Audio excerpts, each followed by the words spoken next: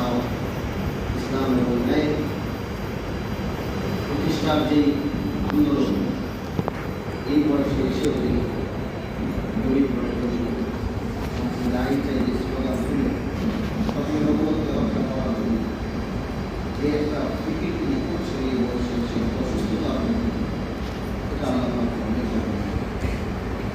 এবং আমি তখনই বলছি জানেন আমাদের আপনারা চিন্তা করেছি মাঝে চলে যাবেন তার আগে যেভাবে দেখা করব আমরা সেটা কবুল করেছেন, আশার মধ্যে ফিরে দিয়েছি।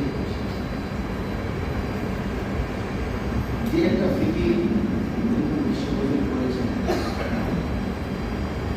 এটা তো আসলে হুজুরের একা চাওয়া, এটাই গোটা উম্মার চাওয়া। কারণ বাংলাদেশের মুসলমানরা বারবার কাদিয়ানীদের সামনে প্রতারিত করছে। আমরা তো তাদেরকে বলি নাই যে তাদেরকে বাংলাদেশ থেকে বের করে দেওয়া হবে, তারা এই দেশে থাকতে পারবে না, তাদের এই দেশে কোনো কিছু করতে পারবে না। আমরা এরকম কোনো অযৌক্তিক কোনো দাবি কিন্তু আমরা বলি। আমরা শুধু এতটুকু দাবি উঠেছি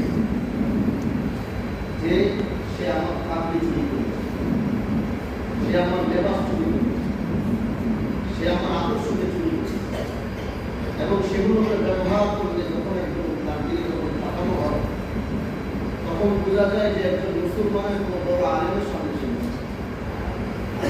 সে আমাদের এই জিনিসগুলো চুরি করে, মুসলমানদের এই দাড়ি টুপি পাঞ্জাবি এগুলোকে চুরি করে তারা ব্যবহার করছে এবং কে মুসলমান আর কে কাদিয়ানী এটা পার্থক্য করার জন্য শুরু। আমাদের দাবি হচ্ছে তারা এই দেশে থাকবে, বসবাস করবে, কিন্তু আমাদের মুসলমানের পরিচয় থাকতে পারবে, তাই এটাই ছিল আমাদের।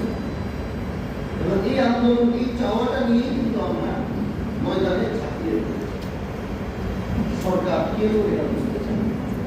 বিগত বছরের পর বছর স্বাধীনতার পর থেকে এই আন্দোলন চলছে। আমার দাদা যান পীর মসজিদুদ্দিন আহমদ